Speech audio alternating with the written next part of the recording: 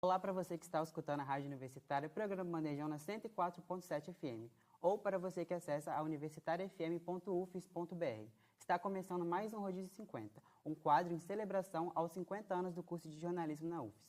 Eu sou o Pedro e apresento hoje o quadro juntamente da Maria. Olá, meu nome é Maria Eduarda Lira. Para hoje nós trouxemos uma convidada muitíssimo especial, né, Maria? Conta um pouquinho pra gente. Isso mesmo. Hoje vamos conversar com Sueli de Freitas, uma jornalista formada pela UFES. Boa tarde, Sueli. Boa tarde. Conta mais um pouquinho da gente sobre quem é você.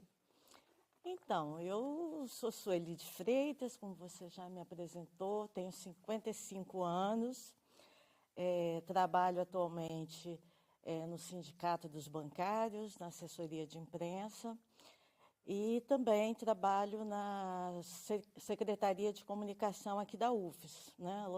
Estou ali na reitoria todos os dias no período da tarde. Então, sou mais uma profissional que fica correndo o dia inteiro entre dois trabalhos, fazendo o melhor que a gente pode, né? E exercendo essa profissão que é muito cativante, que é muito gostosa. A gente agradece o tempo cedido para a nossa entrevista, é um grande prazer ter essa conversa com você hoje. E para iniciar o nosso bate-papo, eu gostaria de te perguntar assim, como foi para você decidir que você queria cursar jornalismo? Foi algo que você sempre teve em mente ou foi algo que foi surgindo mais espontaneamente durante sua trajetória? Então, na verdade, eu sempre me identifiquei muito com disciplinas, né, na educação básica que tinham a ver com a escrita, né? Então, sempre gostei muito de português, sempre gostei muito de contar histórias, fazer redação, sempre gostei muito de outras disciplinas correlatas, tipo história, geografia, enfim, que você trabalha com essa coisa de contar, né, histórias a partir desses olhares.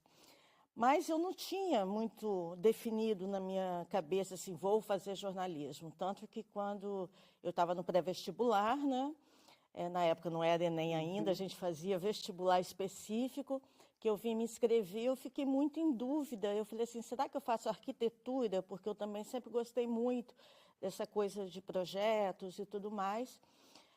Ou jornalismo, né? Fiquei muito na dúvida, né? Mas optei pelo jornalismo porque a arquitetura, para além de desenho, de projetar espaços, de tudo mais, tem a bendita matemática, né? Aí eu falei, não é minha praia. O terror dos jornalistas. É o terror dos jornalistas. E no jornalismo eu teria mais possibilidade de ser feliz, né? E a literatura também é uma coisa que me trouxe muito para essa área, porque eu gosto muito.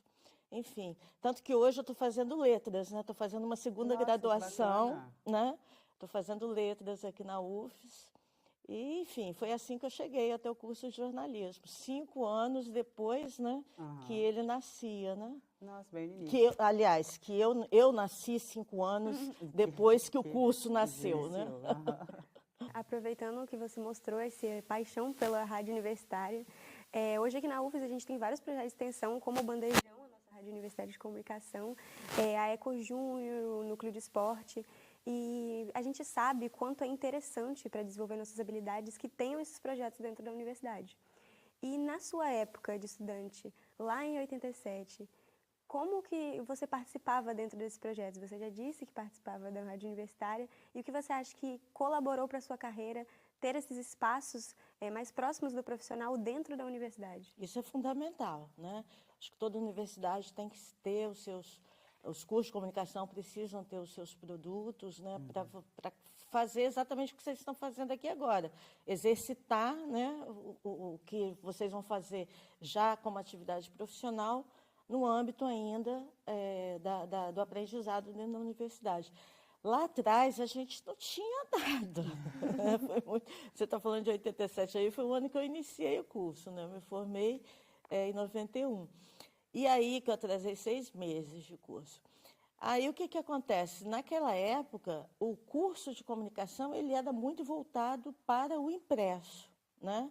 Até pela história, né, que vocês devem conhecer um pouco da criação do curso, que ele é criado para atender uma necessidade de mercado. E o que tinha de mercado forte nessa época eram os jornais, né?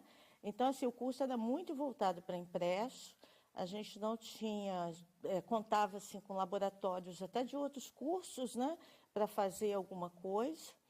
E, basicamente, o que a gente tinha era uma sala com máquinas de escrever, uma sala de diagramação, com réguas de Pica, com aquelas coisas da diagramação numa outra versão, que não é a 3.0 de hoje, e muito pouco de veículos, né?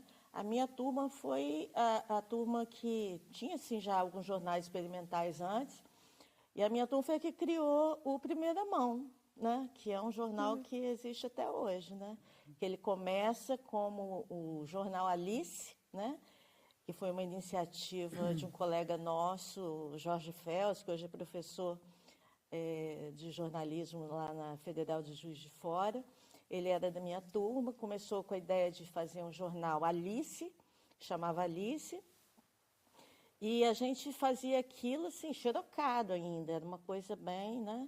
E aí, quando a gente já estava próximo de sair da universidade, nós fizemos uma enquete para ver como é que seria o nome de um outro jornal e tudo mais. Ficou o Primeira Mão, porque a preocupação era que aquela ideia morresse, né?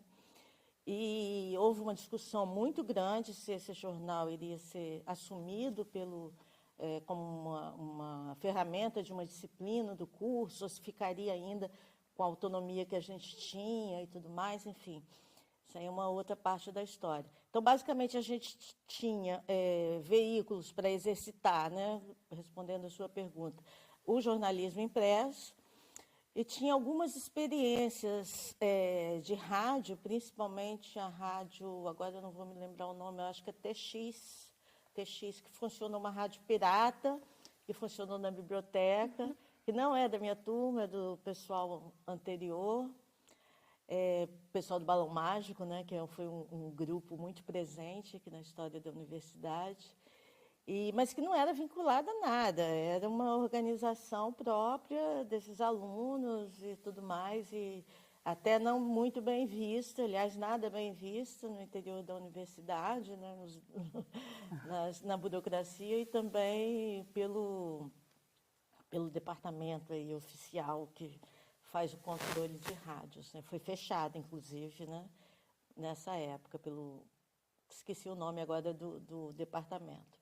Mas, enfim, a gente tinha muita dificuldade. A rádio universitária surge como uma oportunidade, né, de ser um espaço de laboratório, mas ela nunca foi do departamento, apesar de, em algumas situações, essa discussão ter sido levantada. Porém, o departamento não tinha condições financeiras de manter a rádio, né? Então, não assumiu a rádio universitária, ela ficou vinculada à Fundação Cecília Anabel de Almeida, né, que é uma fundação da universidade, que não existe mais. E lá era, assim, um espaço que a gente conseguia fazer alguma coisa, como eu fui estagiária de lá. Mas não era um espaço laboratório, né? Não era todo mundo que tinha a oportunidade de passar por lá, né? Tinha um processo e tudo mais para você virar bolsista. Então, assim, espaços de laboratório próprios do curso, na minha época, era muito difícil. Entendi. Inclusive, a minha próxima pergunta diz muito sobre o que a gente estava falando, sobre transformações aqui dentro da universidade. Porque, assim, com todos os seus anos de convivência com a UFES, você teve a oportunidade de vivenciar diversas esferas. Você se formou aqui, você trabalha hoje em dia aqui, e o que eu queria saber é qual foi a maior transformação que você vivenciou aqui dentro da instituição? Olha, a transformação que eu vejo hoje na universidade, primeiro tem uma transformação física que eu não gosto muito, não, tá? Porque a gente tinha muito mais área verde, os prédios eram mais espaçados, agora qualquer lugarzinho tem um prédio, né? Tudo bem, há uma necessidade, né? Mas não é uma mudança que eu admiro. Na minha época, a gente tinha muito lugar, campos verdes, né? Então, isso era mais gostoso. Agora, eu vejo que a universidade, ela se preparou melhor para oferecer o ensino, a pesquisa e a extensão, né? Então, assim, ao equipar melhor os departamentos, ao criar laboratórios, né, para além do curso de comunicação, estou dizendo, de um modo geral, Então, eu acho que hoje se tem mais uma estrutura que permite, né, que se faça as pesquisas e tudo mais. Eu trabalho com divulgação científica lá na SECOM e eu vejo quanto que a gente está produzindo hoje, né? Então, é uma coisa assim, muito legal, que eu acho que é uma transformação que a universidade passou, né, por uma transformação que a universidade passou e que é muito positiva para quem está entrando agora, né? Com certeza. E eu vejo que também, assim, hoje os alunos têm muito mais possibilidades de fazer iniciação científica, pesquisa, coisas que na minha época não se falava disso, né? Era uma coisa muito restrita, principalmente, estou falando agora, do nosso curso. Então, eu acho que essa modernização da universidade foi importante, ainda que a gente hoje ainda tenha que percorrer um caminho grande para garantir mais acesso da comunidade à universidade, né? Acho que a gente já caminhou bastante, mas a universidade ela tem que estar aberta para a sociedade de um modo geral e fazendo projetos e tudo mais voltados para o bem-estar, né, da sociedade, né? Não pode ser um foco só de preparar para o mercado ou atender o que as empresas estão precisando e tudo mais, né? Mas isso eu acho que a gente já está nesse caminho. Com certeza. Acredito que ampliou bastante, né? Você disse sobre a estrutura. A estrutura muda tanto que você percebe que você citou que não era todo mundo que tinha acesso à rádio universitária na época. Você era bolsista, mas não era todo mundo que tinha acesso. E hoje em dia a gente vê que a maioria dos alunos fazem parte de pelo menos um projeto de extensão e tem acesso a esses laboratórios. Acho que é muito importante. Todos têm a Sim. oportunidade, pelo menos, de entrar, de participar, de fazer essa participação. Não é que era restrito, mas era assim, a programação e tudo mais nem cabia tanto laboratório dentro dela, entendeu? Com certeza. Aí, seguindo no mesmo caminho, eu queria te perguntar como essa bagagem acadêmica e institucional da UFES te preparou, por exemplo, para atuar no campo da comunicação pública federal, que é onde você atua nos dias de hoje. Ah, com certeza. A gente sempre discutiu muito, né, nos espaços, essa coisa da comunicação pública como algo fundamental, né? Constitucional, inclusive. É obrigação do Estado ter a comunicação pública e a comunicação estatal, que também são coisas diferentes, né? Em complementação à comunicação privada. Isso está previsto em legislação, né? Então, assim, a criação da EBC, ela vem justamente atender a esse preceito constitucional, né? Você ter uma grande empresa em nível nacional que faça a comunicação pública. E aqui na UFES, né, na minha época de estudante, a gente já discutia essa questão da necessidade de uma comunicação pública, porque a gente sempre teve como, nos espaços estudantis, a gente, e também de formação, o nosso grupo sempre teve uma visão de que a comunicação tem que ser pública, porque é um direito do cidadão, né? Como saúde, educação e tudo mais, a comunicação é um direito fundamental, né? Então, eu acho que toda a minha formação que eu devo à universidade, né? E todo o debate mais geral do que é você fazer comunicação a favor de um projeto político, não partidário, mas um projeto político, governamental, de ter a participação social, de atender a esses interesses da sociedade, né? Eu acho que aqui dentro a gente fomentou muito esse debate, não só na época do curso, né? Porque também na época do curso a gente era muito, eu entrei na universidade muito cedo, né? Então o amadurecimento vem depois, né? Mas durante toda essa minha trajetória que eu nunca perdi esse vínculo, né, com a universidade, né? A gente organizou aqui no estado a conferência preparatória para a Conferência Nacional, a primeira Conferência Nacional de Comunicação, e tinha colegas nossos aqui, professores e tudo mais, que estavam nessa discussão, né? Que foi um marco, né? Reivindicamos até hoje a segunda Conferência Nacional de Comunicação, não aconteceu ainda, mas que foi um marco e a gente estava discutindo junto, né, com a universidade, com pessoas da universidade juntos nessa discussão. Então, com certeza, o entendimento que eu tenho de comunicação pública se deve a essa experiência.